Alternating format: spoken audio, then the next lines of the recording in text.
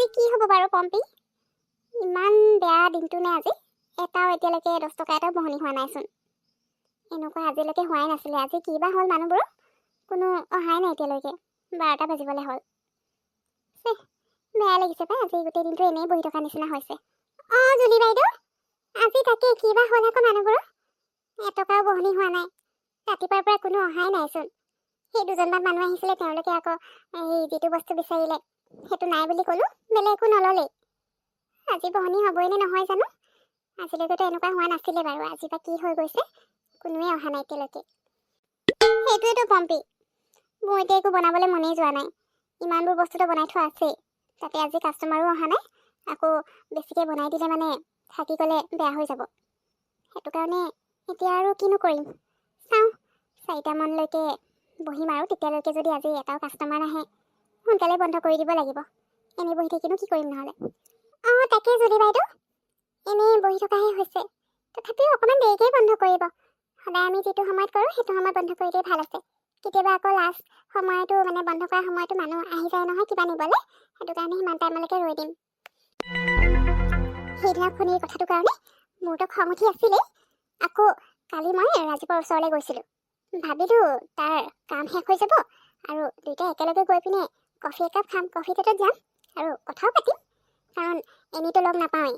সেইবুলি মই তাৰ ওচৰলৈ গৈছিলোঁ আৰু সি মোক টাইম নাই বুলি ক'লে, মোক তাৰ পৰা গুচি আহিবলৈ ক'লে।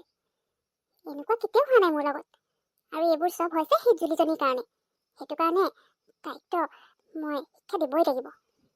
ইটছ অ'কে বাৰ্বি, তুমি ইমান টেনশ্যন কিয় লৈছা? আৰু তাইক শিক্ষা দিবলৈ মোৰ ওচৰত এটা বেষ্ট আইডিয়া আছে, যিটো আইডিয়া আমি ল'লে মানে আমাক তাই দুখ দিবও নোৱাৰিব, মানে কোনো আমাক একো ক'ব নোৱাৰে। তুমি সেই কামটো কৰি চাব পাৰা। আইডিয়া? কেনেকুৱা আইডিয়া বাৰু? তুমি কোৱাচোন কি কৰিম বুলি ভাবিছা? যদি এই কামটো কৰিলে আমাৰ গাত কোনো দুখ দিব নোৱাৰিব বা তাইও আমাক একো কমপ্লেইন কৰিব নোৱাৰিব, তেতিয়াহ'লে সেই কামটো কৰিব পাৰি। কাৰণ এতিয়া মই অলপ সাৱধানে থাকিব লাগিব। ৰাজীৱে নহ'লে কেনেবাকৈ যদি এই কথাটো গম পায়, তেতিয়া আকৌ মোৰ ওপৰত খং কৰিব। ইটছ অ'কে বাৰ্বি, টেনশ্যন নল'বা তুমি। মই যিটো আইডিয়া দিম সেইটো কাম কৰিলে ৰাজীৱেও তোমাৰ একো কৰিব নোৱাৰে। একচুৱেলি জুলিৰ নিজৰ বেকাৰী আছে আৰু তাইতো অৰ্ডাৰো লয়। গতিকে তুমি মোৰ নম্বৰৰ পৰা কল এটা কৰা। তাই যিটো নম্বৰত কল কৰি মানুহে অৰ্ডাৰ কৰে সেই নম্বৰটো তুমি কল এটা কৰা আৰু তাইক হেভি এমাউণ্টৰ কেকৰ অৰ্ডাৰ দি দিয়া। তাৰপিছত তুমি অৰ্ডাৰ কেঞ্চেল কৰি দিবা। তাইতো অৰ্ডাৰ পোৱাৰ লগে লগে বনাবলৈ ৰেডি কৰি দিব আৰু পিছত তুমি আনিবলৈ যাবলৈ কোনো দৰকাৰ নাই। তেতিয়া তাইৰ ডাঙৰ লছ হ'ব আৰু তাই তোমাক দুখিবও নোৱাৰিব। একচুৱেলি তাই তোমাক চিনিয়ে নাপাব কোনে অৰ্ডাৰ দিছিলে। গতিকে সেইটো কাম কৰিলে আমি তাই শিক্ষাও দিয়া হ'ব আৰু আমাৰ কামো হৈ যাব। ৱাও, মজাচোন। এইটো আইডিয়াটো চবচে বেষ্ট হয়। এতিয়া এনেকুৱা কৰিলে ৰাজীৱে গমো নাপাব আৰু মোক একো ক'বও নোৱাৰিব গম পালেও। ঠিকে আছে বাৰু, তোমাৰ মোক ফোনটো দিয়া, মই এতিয়া কল কৰি অৰ্ডাৰ কৰি দিওঁ। ঠিক আছে ৰ'বা, দিছোঁ। হেল্ল', হয় কোনে কৈছে? হয় হয়, জুলি বেকাৰীতে লাগিছে। 5 পাউণ্ডৰ কেক? আছে আছে। পেষ্ট্ৰি ন 30টা? গ্লাছ কেকো লাগিব। ঠিক আছে, পেষ্ট্ৰি 30টা, গ্লাছ কেক 30টা আৰু 5 পাউণ্ডৰ 3 টায়াৰ কেক। ঠিক আছে, হ'ব হ'ব। আপুনি কেতিয়া লৈ যাব? 4টা বজাত ন? ঠিক আছে, হ'ব দিয়ক। Thank U. পম্পী আজি আমাৰ এটকাও বহনি নহ'লে কি হ'ব? এতিয়া ডাঙৰ অৰ্ডাৰ এটা আহিছে, কমেও 5000 মানৰ হ'ব লাগিব। মই টোটেলটো কাউণ্ট কৰা নাই, চাব লাগিব। কিন্তু ডাঙৰ অৰ্ডাৰ, পেষ্ট্ৰি 30টা লাগে কৈছে, গ্লাছ কেক 30টা আৰু লগতে 5 পাউণ্ডৰ 3 টায়াৰ কেক এটা। পিছবেলা 4টা বজাত লৈ যাম বুলি কৈছে। এতিয়া আছে টাইম। তুমি এটা কাম কৰা, পেষ্ট্ৰিটো আছে আমাৰ ওচৰত ৰেডি। তুমি পেষ্ট্ৰিখিনি পেক কৰি ল'বা, তাৰপিছত গ্লাছ কেককেইটা ৰেডি কৰি দিবা। 30টা লাগে, বাকী মই কেকত লাগোগে। পাৰিবা নহয় তুমি? হয় হয় জুলি বাইদেউ, পাৰিম। এতিয়াহে মনটো ভাল লাগিছে, নহ'লেতো আজি খালি খালি যাব বুলিয়ে ভাবিছিলোঁ।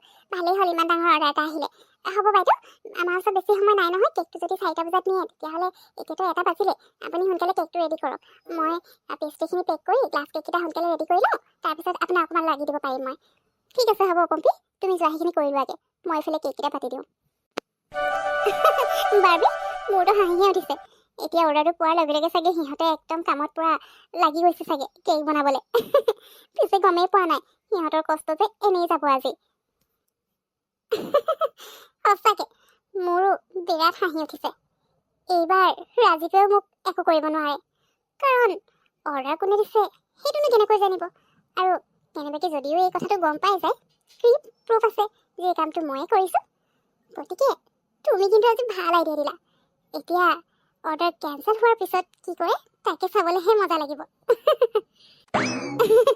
হয় দিয়া বাৰ্বি ঠিকেই কৈছা তুমি বাৰু এতিয়া আমাৰ কামটো আমি কৰি দিলোঁ ব'লা এতিয়া ঘৰলৈ যাওঁ কাৰণ আমাৰ আৰু ক'তো যাবলগীয়া নাই নহয় এতিয়া ক'তো যাবলৈ নাই ব'লা যাওঁ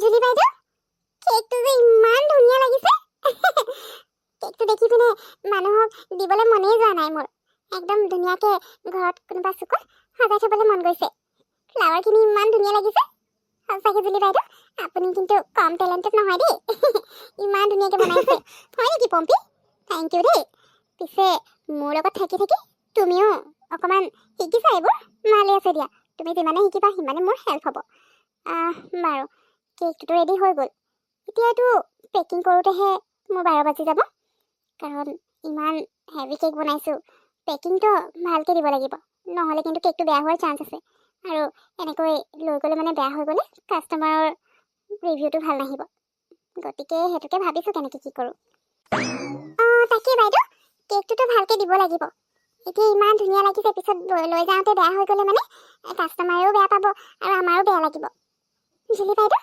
পিছে এই কেকটো কিমান দাম ন বহুত দাম লয় চাগে ন এই কেকটো মোৰ কিন্তু ইমান ধুনীয়া লাগিছে এনেকুৱা কেক মোৰো এটা কাটিবলৈ মন আছে আকৌ হয় নেকি পম্পী হ'ব দিয়া তোমাৰ এনেকুৱা কেক কাটিবলৈ মন আছে নহয় তোমাক মই গিফ্ট কৰিম বাৰু তোমাৰ বাৰ্থডে নহ'লে কিবা এটা অকেজনত হ'বনে বাৰু এই কেকটোৰ প্ৰাইচটো এনেই 500 হৈছে 2000 হয় আৰু কিন্তু ইয়াৰ ডেক'ৰেশ্যনটো হেভিকৈ দিবলৈ কোৱা নাছিলে জানো সেইটো কাৰণে ডেক'ৰেশ্যন মিলাই মেলি কেকটোৰ প্ৰাইচটো 3000 হৈছে 3000 বাহ ইমান দাম হয় ন কেকবোৰ আৰু কেকটোও বাৰু ডাঙৰ হয় ডিজাইনটো ইমান ধুনীয়া লাগিছে ল'বই লাগিব বাৰু মইনো আৰু ক'ত আৰু 3000 টকা দি পিনে এনেকুৱা কেক কাটিবলৈ পাৰিম মই ঘৰখন চলাব লাগে ইমান ডাঙৰ কেক কাটিবলৈ নোৱাৰি আৰু আমি হ'ব দিয়া পম্পী টেনশ্যন ল'ব নালাগে তোমাৰ জুলিবা আছে নহয় তোমাৰ কাৰণে আৰু ইমান অকণমানি কাম এটা কৰিব নোৱাৰিম নহয় তোমাৰ